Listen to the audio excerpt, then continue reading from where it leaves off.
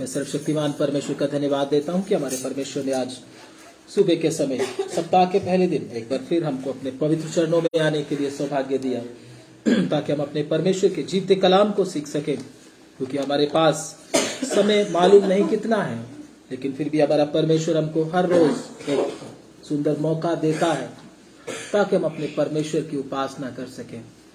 तो हमारा परमेश्वर कितना महान है। इन दिनों में कितना संसार के ऊपर कितनी घटनाएं बीत रही हैं कि वैज्ञानिक लोग भी और दुनिया के बहुत बुद्धिजीवी लोग भी बोल रहे हैं संसार का मालूम नहीं क्या होने वाला है। तो इसलिए ये ऐसा परमेश्वर क्यों होने देता है? ताकि अपनी कलीसिया को क्या करे, उसमें तैयार करे। उसको धरती को परमेश्वर इसीलिए हिलाता है ताकि कलीसिया क्या हो जाए, तैयार हो जाए। और प्रभु यीशु मसीह की आमद का समय बहुत नजदीक है। जो लोग जाना चाहते हैं वो लोग तैयार भी हो रहे हैं, जो नहीं जाना चाहते उनका ध्यान ही नहीं है। तो इसलिए परमेश्वर हमको बार बार चेतावनी देता है कि उसकी आमद बहुत नजदीक है। हम लोगों को उसके लिए क्या करना है, दिन रात उसके लिए मेहनत करना है, तैयार रहना है। तो किस प्रकार से दुनिया में प्रभु के वचन में लिखा, जगह जगह पर क्या होंगे, भूकंप होंगे, जगह जगह पर महामारियां आएंगी। और अभी हर बार क्या होती है, नई नई महामारियां हमारे देश में क्या दुनिया में आती हैं। और इन दिनों में भी क्या चल रहा है, कितना वायरस चल रहा है, कितने लोग बीमार हो रहे हैं, आपको मालूम है ना। तो कोरोना के बाद एक और आ गया है, जो अभी खांसी चल रही तो रुक ही नहीं रही किसी की, ठीक है ना। और किसी को फीवर हो रहा है तो वो भी चलता जा रहा है। तो किस प्रकार से दुनिया बहुत गंभीर परिस्थिति में आकर खड़ी हो चुकी है। और पिछले समय में बताया गया था कि इस बार क्या है, गर्मी बहुत ज्यादा पड़ेगी। गर्मी बहुत ज्यादा पड़ने से क्या होगा, जब बारिश नहीं होगी तो क्या नहीं होगा, फसल नहीं होगी। हमारे भारत देश के ऊपर भी सुनने में आया है कि अकाल की परिस्थिति बन सकती है, क्योंकि प्रभु यीशु मसीह ने पहले से बोल दिया था कि आने वाले समय में क्या होंगे, अकाल होंगे। तो आगे आने वाला समय बहुत भयानक है। और हमारा परमेश्वर इसलिए होने दे रहा था कि उसकी कलीसिया इधर से जाने के लिए क्या हो जाए, तैयार हो जाए। हम सिर्फ संडे विश्वासी ही बनकर ना रहें, बल्कि परमेश्वर ने जो काम हमको सौंपा है उस काम को भी क्या करने के लिए रहे, हम तैयार रहें। तो हमने क्या करना है, इन दिनों में दूसरों को नहीं देखना, सबसे पहले अपने आप को क्या करना है, तैयार करना। मैंने देखना है कि मैं तैयार हूं के नहीं। हम परमेश्वर के वचन के आईने में अपने आप को चेक करेंगे। जब भी हम परमेश्वर के हजूरी में आते हैं तो हम दूसरों पर दोष लगाने के लिए नहीं आते। हम क्या करते हैं, शीशे के सामने या मिरर के सामने जब भी आप जाते हो, किसकी शक्ल दिखाई देती है, खुद की। तो परमेश्वर का वचन भी क्या है, हमारे लिए एक आईना है, एक दर्पण है। इसको जब भी आप देखते हैं, अब जिसने अपने आप को ठीक करना है उसको किसकी शक्ल नजर आएगी, किसी पास्टर की नहीं, किसी विश्वासी की नहीं, बल्कि मैं अभी तक जैसे मुझे बदलना चाहिए मैं बदला नहीं हूं। तो हम सब क्या है, पवित्र होते जा रहे हैं, हम उद्धार पाते जा रहे हैं। सबका उद्धार का काम पूरा अभी हुआ नहीं है। जितने इस धरती पर बैठे सबके उद्धार का काम पूरा नहीं हुआ है। सब उद्धार पाते जा रहे हैं। लेकिन क्या इसमें कुछ लोग थोड़ा सा ज्यादा बढ़ चुके हैं, कुछ लोग अभी क्या है, पीछे हैं, लेकिन उद्धार पाते जा रहे हैं। पवित्र पूरी तरह से यीशु मसीह के समान हो नहीं गए, पवित्र होते जा रहे हैं। तो ये प्रोसेस है जो अभी चलता जा रहा है। इसलिए हम एक दूसरे में गलती निकाल नहीं सकते। कोई किसी के अंदर से गलती नहीं निकाल सकता। हाँ, इसका मतलब ये नहीं कि हम कोई हमारा बहन भाई कोई गलत करे तो हम उसको डांटे ना, उसको मना ना करें, वो नहीं है। लेकिन हमने क्या करना, पहले अपने आप को देखना, कहीं मैं वो गलती तो नहीं कर रहा जिसके लिए मैं दूसरों को क्या कर रहा हूं, बोल रहा हूं। तो इसलिए पहले हम अपने जीवन को देखेंगे, बाद में दूसरे के जीवन को हमने देखना है। तो इसके लिए प्रभु यीशु मसीह इस विषय में क्या कहते हैं, क्योंकि हमको तैयार होना है तो क्या करना पड़ेगा। जब एक दुल्हन तैयार होती है तो किसके सामने आती है, हमेशा मिरर के सामने आती है। उधर उसको क्या किया जाता है, तैयार किया जाता है। हर कमी घटी को क्या किया जाता है, दूर किया जाता है। उसके ऊपर से कोई दाग लगा उसको मिटा दिया जाता है किसी तरीके से, है ना। जो उनके पास ब्यूटी पार्लर वालों के पास होते हैं सिस्टम, उसके साथ उसको ठीक किया जाता है। इसी प्रकार से परमेश्वर के वचन के सामने आकर हम आत्मा में क्या हो जाते हैं, तैयार हो जाते हैं। तो आइए प्रभु के वचन में पढ़ेंगे यीशु मसीह जो हमारे उद्धार करता है इसके विषय में क्या कहते हैं, जो हमारी कमियां हैं, घटियां हैं। तो पढ़ेंगे प्रभु के वचन में से मत्ती रचित सुसमाचार उसका 7 अध्याय। जिनके पास बाइबल है अपनी बाइबल को ओपन करेंगे। धन्यवाद। 7 अध्याय और उसका 1 और 2 वचन प्रभु के वचन में से हम पढ़ेंगे। दोष मत लगाओ, हाँ जी पढ़ो। तुम पर भी दोष ना लगाया जाए। प्रभु का वचन इधर क्या कहता है? यीशु मसीह हमको क्या सिखा रहे हैं? ये कोई प्रेरित पौलुस नहीं सिखा रहा, बल्कि कौन सिखा रहे हैं? डायरेक्ट प्रभु यीशु मसीह हमको क्या कर रहे हैं? इस बात के लिए सिखा रहे हैं कि दोष मत लगाओ ताकि तुम पर भी दोष ना लगाया जाए। मतलब दोष लगाने का सीधा सीधा संबंध हमारे ऊपर आता है। अगर मैं किसी के ऊपर दोष लगाता हूं बिना देखे, बिना समझे, बिना अच्छी तरह से जाने, और ऐसे दोष लगाता जा रहा हूं, तो उसका मतलब क्या है? मैं अपने लिए परमेश्वर के क्रोध को क्या कर रहा हूं? कमा रहा हूं। तो इसलिए प्रभु का वचन क्या है? प्रभु यीशु मसीह हमको क्या कहते हैं? दोष ना लगाओ ताकि तुम पर भी दोष ना लगाया जाए। अगर मैं आज आपके ऊपर दोष लगाने लगूं तो प्रभु भी मेरे ऊपर क्या लगाएगा? आगे, क्योंकि जिस प्रकार तुम दोष लगाते हो जी, उसी प्रकार तुम पर भी दोष लगाया जाएगा। उसी प्रकार से क्या लगाया जाएगा? तुम्हारे ऊपर भी क्या लगाया जाएगा? दोष लगाया जाएगा। दोष लगाया जाएगा। क्यों लगाया जाएगा? क्योंकि इस आदमी ने जो दोष लगा रहा था, इसने अपने आप को तो देखा, अपने आप को कभी नहीं जांचा। ये दूसरों की गलतियां निकालने में लगा रहा। इसके अंदर ये गलती, इसके अंदर ये गलती। कई लोगों ने तो ठेका ले रखा है कि मैं क्या निकालता रहूंगा? मैं दूसरों की गलतियां ही निकालता रहूंगा। कई लोगों ने ये ठेका लेकर रखा हुआ।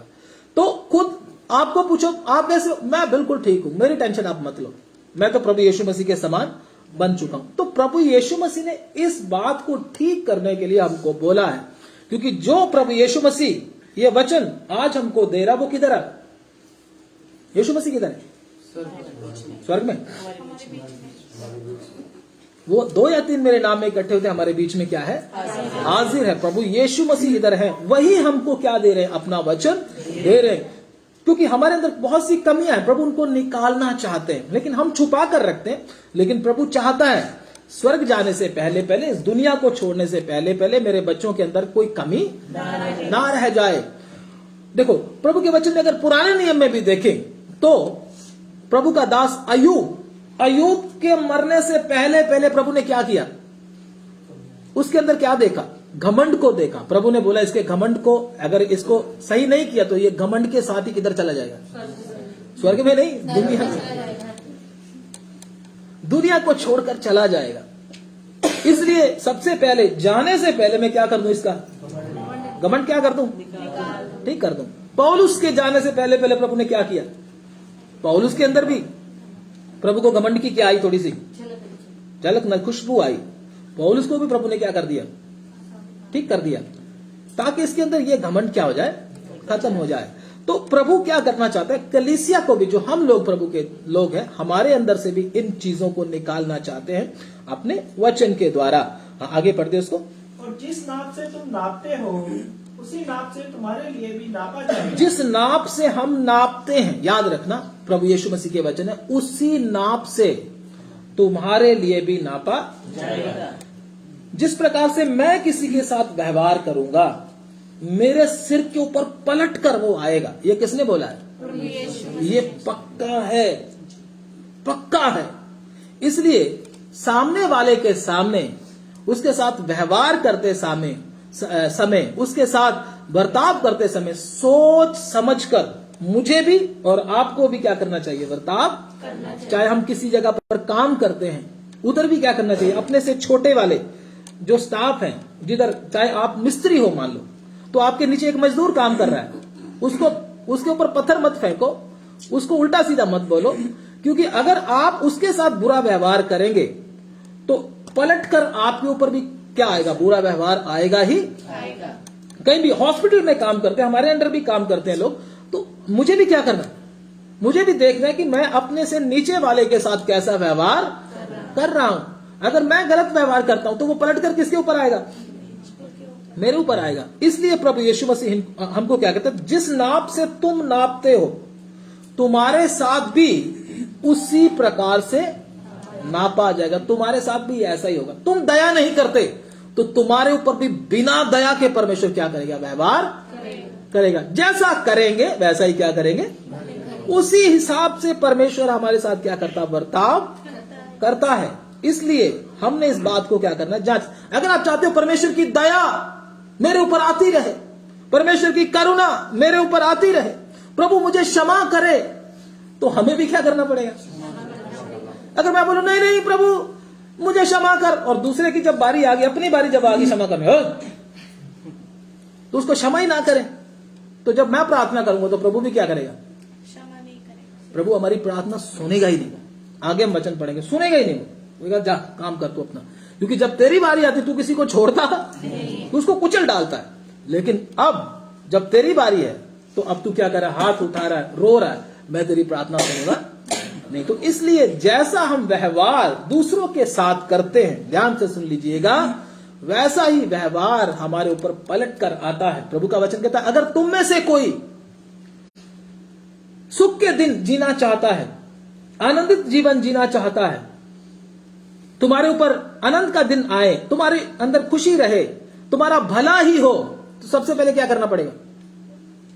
बता सकता है कोई? अपनी जुबान को क्या करना पड़ेगा? लगाम रखना। क्योंकि जुबान से क्या होता है? सब काम, लड़ाई झगड़े फसाद सब किससे होते हैं? बुरी जुबान से। आप में से जो भी अच्छे दिन देखना चाहता है, प्रधानमंत्री बोलते अच्छे दिन आएंगे, वो तो पता नहीं आएंगे कि नहीं आएंगे, लेकिन प्रभु हमारे क्या कहते हैं कि अगर तुम में से कोई अच्छे दिन देखना चाहता है, कितने लोग अच्छा दिन देखना चाहते हैं? आप में से सब देखना चाहते हैं, कोई बुरे दिन नहीं देखना चाहता। तो प्रभु का वचन उसके लिए हमको एक चाबी देता है। क्या चाबी है? इसको क्या रखो? बंद नहीं, कंट्रोल। बंद रखे हो तो बोलेंगे नहीं। तो कंट्रोल, अगर कंट्रोल हो गया मतलब हम क्या करते हैं? बोलने के बाद सोचते हैं ये मैंने क्या बोल दिया, लेकिन करना क्या चाहिए? पहले क्या करना चाहिए? सोचना चाहिए या तोलना चाहिए, फिर बोलना चाहिए। हम बोलने के बाद तोलने लग जाते हैं, उल्टा काम करते हैं। इसलिए क्या हो जाता है? हमारे ऊपर मुसीबतें आ जाती हैं। प्रभु के वचन के अनुसार, चाहे वो याकूब था, चाहे वो किसी भी प्रकार के व्यक्ति थे, बहुत सारे पुराने नियम के, उनकी जुबान के कारण क्या हो गया? उनके ऊपर कितना कष्ट आ गया, कितनी मुसीबतों का उनको सामना करना पड़ा। लेकिन प्रभु ने हमको बता दिया अगर तुम में से कोई बचना चाहता है तो क्या कर ले? अपनी जुबान के ऊपर क्या कर ले? कंट्रोल कर ले। तोल कर बोले। बोलने के बाद मत तोलो। जब तीर कमान से निकल जाता फिर उसको आप कुछ कर नहीं सकते। इसलिए ज्यादा, मैं आपको एक बात बताता हूं, पवित्र आत्मा से भरे हुए व्यक्ति की निशानी पता क्या होती है? बताओ आप। वो ज्यादा बोलता नहीं है, ज्यादा नहीं बोलता कभी, लेकिन जो पवित्र आत्मा से नहीं भरा बहुत बोलता है, बहुत बोलता है। ये निशानी। वो क्या होता है उसके अंदर कि मेरे मुंह से कोई बुरी बात ना निकल जाए, इसलिए वो कम बोलता है। ये निशानी। अन्य अन्य भाषा तो आजकल आम ही हो गया, हर जगह पर लोग कहीं भी खड़े हो जाएंगे अन्य भाषा बोलने लग जाएंगे। वो निशानी नहीं है पवित्र आत्मा की मेन। मैंने उस दिन भी बताया था, अन्य अन्य भाषा जब पवित्र आत्मा से भरा हुआ व्यक्ति, उस दिन मैंने क्या बोला था, वचन में सीखा था, उसके अंदर से आत्मिक गीत आते हैं, है ना, सीखा था। आज क्या है, अन्य जब हमारे अंदर पवित्र आत्मा का भरपूरी है, वो बोलता क्या है? कम है, ज्यादा बोलता नहीं। तो इसलिए प्रभु ने बोला अगर तुम में से कोई भले दिन देखना चाहता, अच्छे दिन देखना चाहता, तो अपने आप को क्या करे? जुबान को क्या करे? मतलब कम बोलो। जरूरत है तो बोलो, अदरवाइज ऐसे फालतू बोलने की जरूरत, क्योंकि ज्यादा बोलने से क्या हो जाता है? बहुत पाप हो जाते हैं, बहुत बातें हमारे अंदर से निकलती हैं जो हमारे लिए क्या बन जाती है? न्याय का कारण बन जाती है। छोटी सी बात हमने तो बोल दी, लेकिन वो खत्म नहीं हो गया। हमने बोला मैंने तो बोल दिया, हमारा कौन से किसने रिकॉर्ड कर लिया?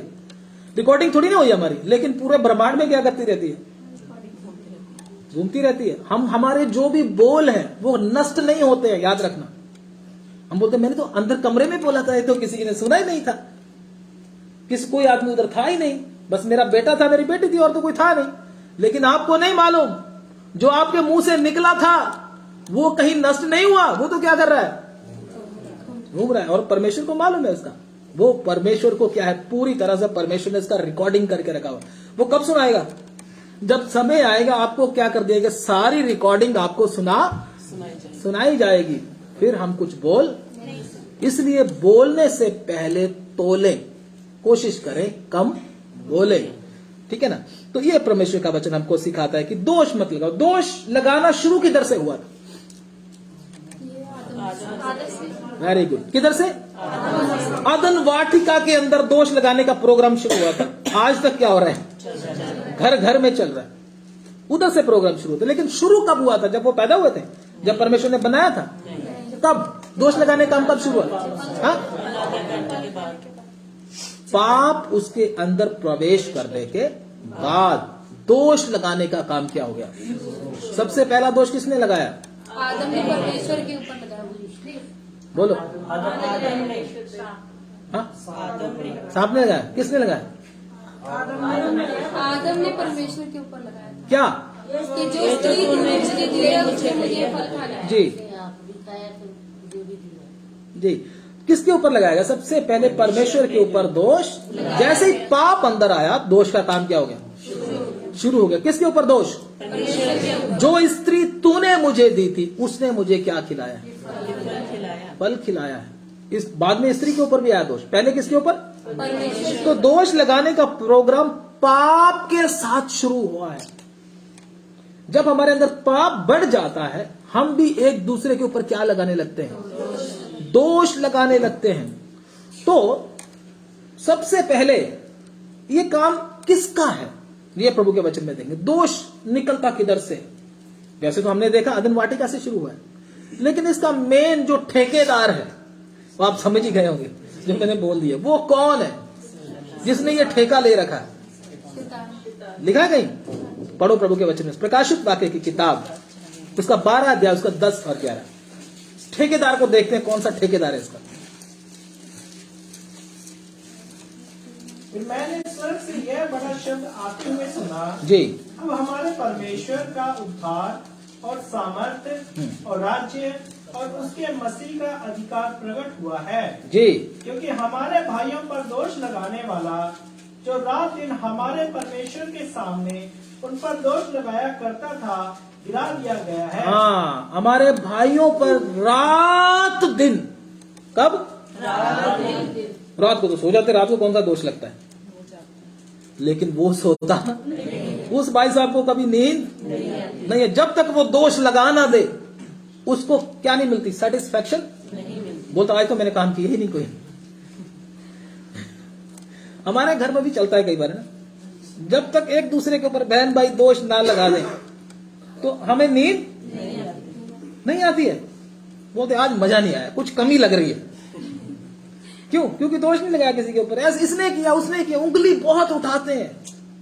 तो इधर क्या लिखा है? जो इनका सरदार है दोष लगाने वाला, जब एक दूसरे के ऊपर दोष लगाते हैं, मैं भी देखता हूं ये कर क्या रहे हैं भाई, ये किसका स्वभाव प्रकट कर रहे हैं। कई बार घर में लड़ाई झगड़ा हो जाता है, तो उसमें क्या हो जाता है? एक दूसरे पर जब दोष लगाते हैं, पास्टर जी उसने ऐसा किया, उसने ऐसा किया, मेरे को हंसी आती है देखकर। मैं कहता हूं कर क्या रहे हैं? क्योंकि ये किधर से निकलता है? शैतान की ओर से है। इसने ऐसा किया, उसने ऐसा किया, मैं तो ठीक हूं बिल्कुल, मेरी गलती नहीं थी, इसी की गलती थी सारी की सारी, इसी को पकड़ो। तो किसका स्वभाव प्रकट हो रहा है? पुराना स्वभाव प्रकट हो रहा है। उद्धार पाए हुए लोगों का स्वभाव प्रकट नहीं हो रहा है। तो इनका मेन सरदार कौन है? शैतान। दिन रात क्या लगाता है? किसके खिलाफ? हाँ, विश्वासियों के खिलाफ परमेश्वर। भाइयों के खिलाफ, विश्वासियों के खिलाफ क्या करता है? देखो प्रभु इसने ऐसा किया, देखो प्रभु उसने ऐसा किया, फलाने ने वैसा किया, बहन ने वैसा किया। सारा दिन दोषों की इतनी बड़ी फाइल लेकर जाता है प्रभु के सामने, और सारे दोष सुनाता रहता है। बस सारे पढ़कर सुना देता है प्रभु के सामने। प्रभु बोलता है, प्रभु भी दुखी होता है उससे देखकर। क्यों? क्योंकि इसको काम ही यही है, हमारे ऊपर दोष लगाना, ताकि परमेश्वर क्या करे? इसके ऊपर क्या लेके आए? सजा लेकर, क्रोध लेकर आए। प्रभु इसको हटा दे अपनी हजूरी से। शैतान यही चाहता है। तो कई बार मनुष्य भी जब ऐसा करने लग जाते हैं, तो लगता है कि कहीं ये भी उसके जैसा तो बन नहीं गया। तो इसलिए मैंने और आपने क्या करना है? शैतान की तरह दोष लगाने का काम नहीं करना। जब प्रभु यीशु मसीह के जीवन के बारे में जब हम देखते, ज्यादा लंबा नहीं जाएंगे हम, यीशु मसीह के जीवन के बारे में देखते हैं। जब यीशु मसीह के चेले ने ही उसको पकड़वा दिया, पकड़वाया था ना? कौन से चेले ने? यीशु मसीह को पकड़वाया था। कितने सिक्कों में? चांदी के 30 सिक्कों में क्या कर दिया? यीशु मसीह को पकड़वा दिया। तो यीशु मसीह को पहले ही पता था या बाद में पता चला? पहले पता था कि प्रभु ने बोला तुम में से एक मुझे क्या करेगा? पकड़वाएगा। लेकिन नाम नहीं बताया, यही बताया कि तुम में से एक मुझे पकड़वाएगा। अगर नाम बता देता तो चेले 11 रह जाते, है ना? क्यों? उसका तो काम तमाम कर देना था उन्होंने। पतरस ने तलवार निकाल के उधर ही खत्म कर देना था उसको। तू मेरे प्रभु को पकड़वाएगा, अभी बताता हूं तेरे को। 11 हो जाएंगे कोई दिक्कत नहीं, लेकिन मैं तेरे को दोष लगाने पकड़वाने नहीं दूंगा। यीशु मसीह ने आखिर तक नहीं बताया। जब गतसमने में आते हैं, उस सीन को जब याद करें, यीशु मसीह को पकड़वाने का सीन जब आता है, तो ये कैसे आता है? यहूदा इस्करियोती बड़ी भीड़ लेकर आता है और उनके आगे आगे आता है। क्या बोलता है? जिसके मुंह को मैं चूमूं, मतलब गुरु के मुंह को जब मैं चूमूंगा, वही कौन होगा? यीशु होगा। तो उसको क्या कर लेना? पकड़ लेना। मतलब इतना शातिर आदमी था कौन? ताकि चेलों को भी मालूम ना, मैं मुंह चूम के साइड पे हो जाऊंगा, उधर से तुम आ जाना, पकड़ लेना उसको आगे। मेरी बात समझ रहे हो? मैं मुंह चूमूंगा और चेले समझेंगे हाँ ये तो प्रभु को बड़ा प्यार करता है, कहीं अपने काम गया होगा, ये प्रभु को बड़ा प्यार करता है। जैसे मैं मुंह चूमू, तुम देख लेना और भाग कर क्या कर लेना? यीशु को पकड़ लेना। मैं भी बच जाऊंगा तो तुम भी उसको ले जाना। बड़ी चालाकी से, बड़े शातिर तरीके से इसने काम किया और सच में ऐसा ही हुआ। उसका काम क्या हो गया? सफल हो गया। उसने क्या किया? जब भीड़ को लेकर आया, भीड़ को पीछे खड़ा किया और खुद आकर यीशु मसीह को चूमा। और चूम कर क्या, जब उन्होंने देखा ये यही यीशु है, तो उन्होंने उसी को क्या किया? खुद साइड पे हो गया। हुआ था ना ऐसे? ऐसा तो नहीं बोला मैं पकड़वाने आया हूं, ऐसा तो नहीं बोला उसने। चेलों को तब भी नहीं पता चला कि किसने पकड़वाया, मालूम है आपको? नहीं पता था उनको। उन्होंने बोला ये तो कोई काम गया होगा करने अपने। प्रभु यीशु मसीह ने जब वो उनको जो प्रभु वॉइस दे रहे थे, बोल रहे थे तू अपना काम जल्दी से कर ले, है ना? प्रभु ने बोला था। चेलों के मन में तो यही आ रहा था, प्रभु ने कोई काम करने भेजा इनको, ठीक है ना? प्रभु ने भी उसको प्रकट नहीं किया। अगर प्रभु उधर बोलते तूने जो करना मुझे पता चल गया है, ठीक है ना, अगर ऐसा बोल देते तो वो उधर से बाहर ही नहीं निकल पाता। सच है ना? बाहर ही नहीं निकल पाता, उधर ही क्या हो जाना था, उसका काम तमाम। लेकिन यीशु ने बोला जा मित्र, जो तूने काम करना है उसको कर ले। चेलों ने समझा कि ये तो काम करने के लिए गया और काम करके अब आ गया है, इतना नहीं पता कोई और ही काम करके आया ये। लेकिन यीशु मसीह को पता था। यीशु मसीह को पकड़ लिया गया, चेलों को फिर भी पता। वो तो बाद में पता चला जब वो क्या हो गया, उसने अपने आप को क्या कर लिया, फांसी लगा ली। और बाद में पता चला इसने ही पकड़वाया था प्रभु यीशु को, और सिक्कों को क्या कर दिया उसने, ऐसे बिखेर दिया था करके, है ठीक है ना? बाद में पता चला, नहीं तो चेलों को भी पता। यीशु ने उस समय भी दोष नहीं लगाया। सोच के देखो, हमारे में से कोई होता अब तक तो कितने केस दर्ज कर देता उसके ऊपर, कर देता ना कर देता। लेकिन यीशु मसीह ने फिर भी क्या रहे, चुपचाप उस बात को क्या किया है, सहा। यीशु मसीह की तरह कर सकता है कोई दुनिया में? कोई ऐसा व्यक्ति मैंने तो कभी सुना ही नहीं है जो अपने दुश्मन को भी क्या करे, प्यार करे और उसकी गलती को छुपा कर रखे, और वो भी उसके विरुद्ध ही। कैसा अद्भुत यीशु मसीह की क्या थी, नेचर थी, कैरेक्टर था। तो आज प्रभु यीशु मसीह हम तो हमारे सामने तो हल्की हल्की बातें आती हैं, हमें को थोड़ा सा कोई बोल दे तो हम उसको छुपा नहीं सकते। इसने ही कहा था, इसने ही ऐसा किया था। हम तो दूसरे को क्या करते हैं, जब तक उसको कष्ट ना दे दें, उसको बदला ना ले लें, तब तक हमें चैन मिलता। यीशु मसीह ने ऐसा नहीं किया। तभी यीशु मसीह सिर्फ उपदेश नहीं देते थे, यीशु मसीह ने बताया भी है, अब तुम में से कोई किसी के ऊपर दोष ना लगाए। दूसरी बात, जब हम देखते पकड़वा दिया, यीशु मसीह को पकड़वा कर किधर ले गए, अन्ना और कैफा के पास कचहरी उनकी लगी यीशु मसीह की। रात के समय लगी कचहरी यीशु मसीह की। आमतौर पर दिन को लगती कचहरी यीशु मसीह की। और उसके बाद यीशु मसीह के ऊपर दोष लगाए जा रहे, दोष लगा रहे, लेकिन यीशु मसीह के ऊपर दोष साबित कर नहीं पाए। रात लगा दी पूरी, नहीं साबित हुआ।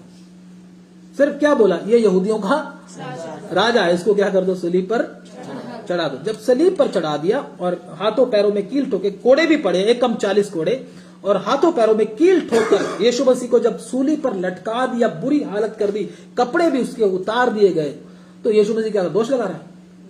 बोलो। ये यहूदा इस्करियोती की वजह से हुआ है, ऐसा बोला। यहूदा इस्करियोती ना होता तो यहां मेरी ये हालत आज ना होती। सारे लोगों के सामने मेरी बेइज्जती हुई है। किसके कारण? यहूदा इस्करियोती के कारण। मैंने तो कुछ ऐसा किया ही नहीं था। यीशु मसीह ने उठाया उंगली से, उस समय में भी वो चुपचाप रहा। उल्टा क्या बोल रहा है, प्रभु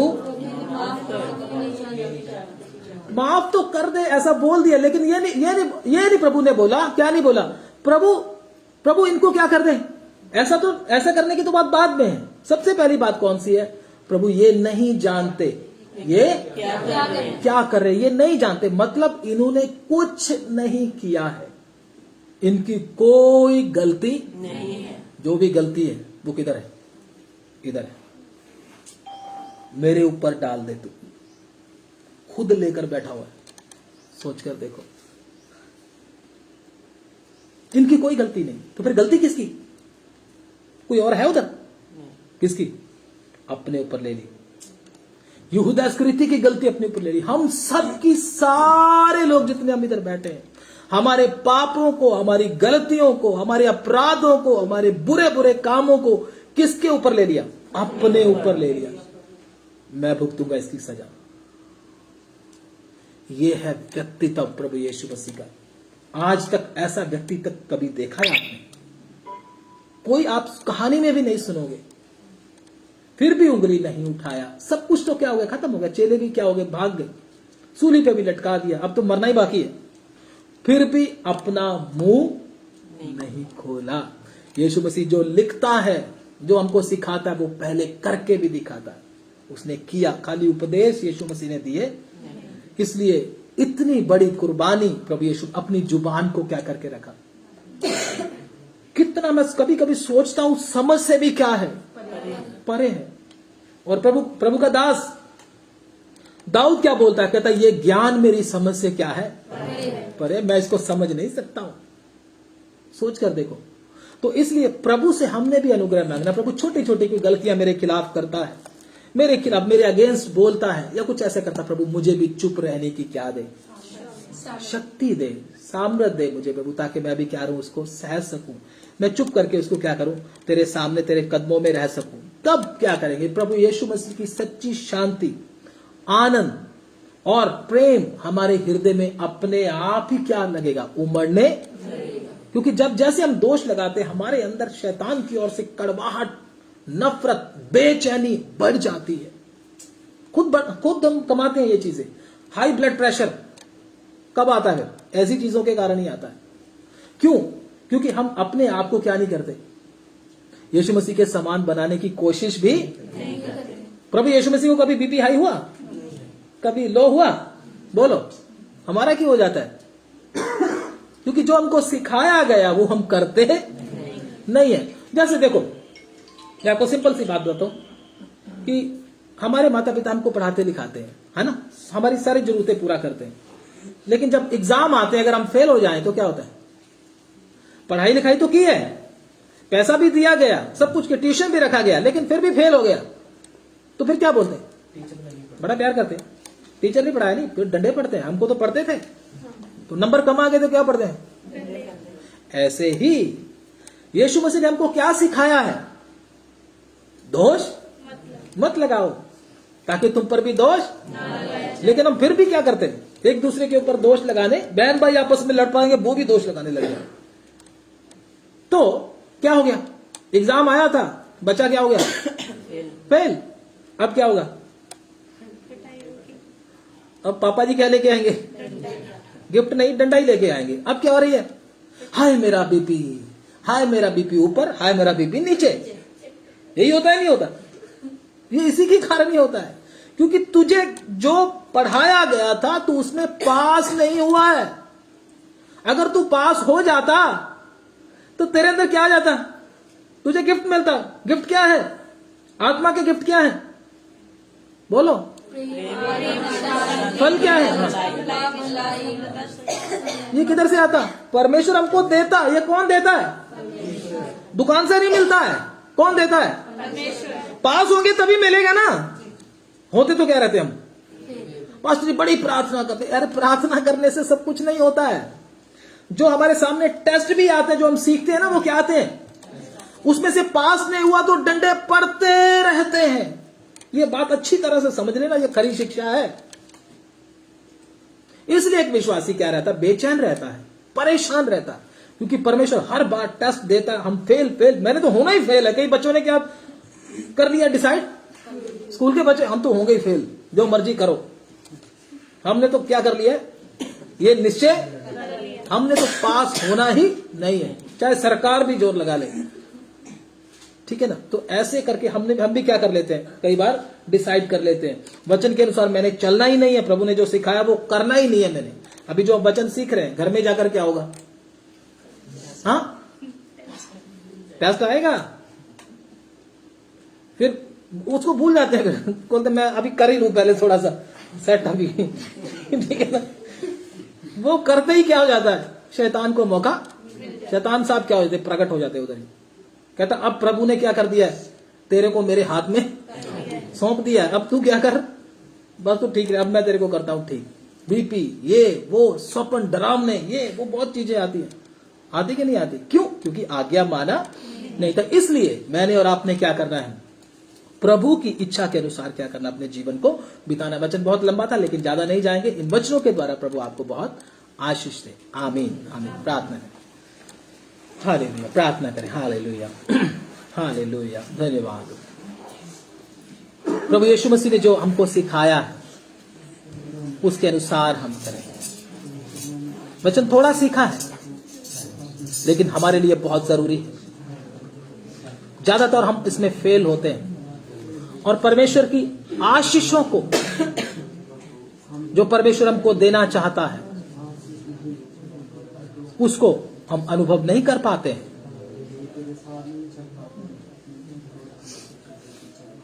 ये जो टेस्ट हमारे ऊपर आते हैं हमारे लिए ताड़ना का कारण बन जाते हैं। जो सीखते हैं उसके अनुसार करें भी, खाली सुनकर बस उसको सिर हिलाकर जाने का नहीं है। मुझे और आपको उसके अनुसार चलना भी है। दोष मत लगाओ ताकि तुम पर भी दोष ना लगाया जाए, क्योंकि जिस नाप से तुम नापते हो उसी नाप से तुम्हारे लिए नापा जाएगा। कृपया करके इन वचनों की ओर ध्यान दे। यीशु मसीह ने सिर्फ हमको बताया नहीं, हमारे ऊपर थोपा नहीं है, बल्कि करके भी दिखाया है, करके भी दिखाया।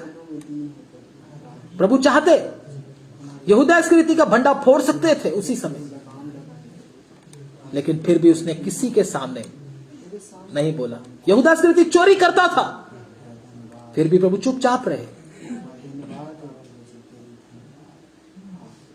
सही समय पर उसकी सजा उसको मिल गई। शाऊल दाऊद के पीछे मौत की तरह, शैतान की तरह पड़ा हुआ था, उसके पीछे दिन रात भाला लेकर लगा रहता था। दाऊद उसके ऊपर दोष नहीं लगाया है, उसने परमेश्वर के हाथ में उन बातों को सौंपा। सही समय पर प्रभु तू ही न्याय करेगा, मैं न्याय करने वाला कौन। और सही समय पर परमेश्वर ने अपने काम को किया। दाऊद राजा बन गया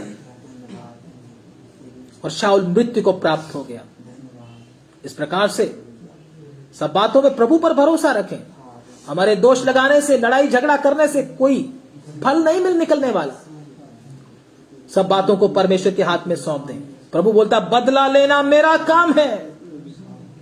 प्रभु समय पर बदला देता है, हमारा काम बदला लेना नहीं है। अगर हम बदले की भावना में जलते रहते हैं तो आपके शांति शैतान छीन लेता है, आपकी अच्छी नींद को भी शैतान छीन लेता है, आपके अंदर की खुशी को शैतान छीन कर ले जाता है। प्रभु आपको ऐसा नहीं रखना चाहता। प्रभु चाहता है आप हमेशा आनंदित रहो, हमेशा आनंदित रहो। लेकिन हम उन परीक्षाओं में जो हमारे सामने आती हैं वचन के अनुसार ही, उसमें हम फेल होते चले जाते हैं और उसका फल जो मिलना चाहिए वो हमको मिलता नहीं है। फिर बोलते पता नहीं क्या बात है। कोई बात नहीं है, गलती हमारे अंदर ही है। बार बार परीक्षाओं में फेल होते हैं। जो प्रभु हमको देना चाहता है वो नहीं ले पाते हैं। प्रभु के चरणों में प्रभु को बोले, प्रभु मुझे भी शक्ति दे ताकि मैं किसी के ऊपर दोष ना लगाऊं। जिस नाप से तुम नापते हो तुम्हारे लिए भी नापा जाएगा। प्रभु, मैं किसी के साथ अन्याय ना करूं, बुरी बातें मुंह से ना निकालूं। मुझे अनुग्रह दे, मुझे शांति दे, मुझे तसल्ली दे, ताकि मैं भी आपके वचन के अनुसार ही जीवन जी सकूं। Hallelujah, hallelujah. प्रभु के हाथ में अपने आप को सौंप दे और सुरक्षित रहे। प्रभु तेरे बच्चों को जितने भी तेरे चरणों में हैं, एक एक को आशीष दे, तेरी उपस्थिति को चाहते हैं। यीशु मसीह के नाम में प्रार्थना को मांग लेते हैं। आप हमारे खुदावंद प्रभु यीशु मसीह का फजल, पिता परमेश्वर का प्रेम, पवित्र आत्मा की सबात और संगति इस झुंड के साथ, तमाम प्रभु के संतों के साथ हमारे खुदावंद प्रभु यीशु मसीह की आमद तक होता रहे। आमीन, आमीन। सबको जय मसीह की। प्रभु आप सबको बहुत बहुत आशीष दे। God bless you. धन्यवाद।